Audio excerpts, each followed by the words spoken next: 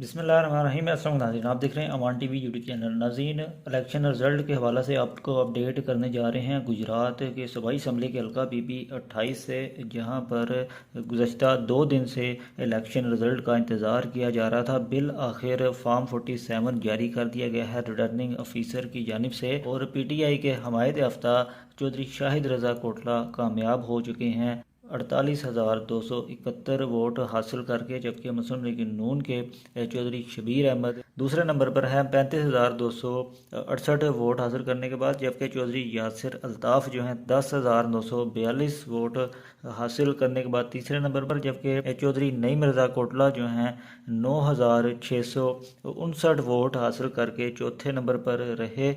एक तवील अरसे के इंतज़ार के बाद बिल आखिर रिज़ल्ट जो है वो आ चुका है। हल्का पीपी 28 से चौधरी शाहिद रज़ा कोटला कामयाब हो चुके हैं 48,271 वोट हासिल करने के बाद।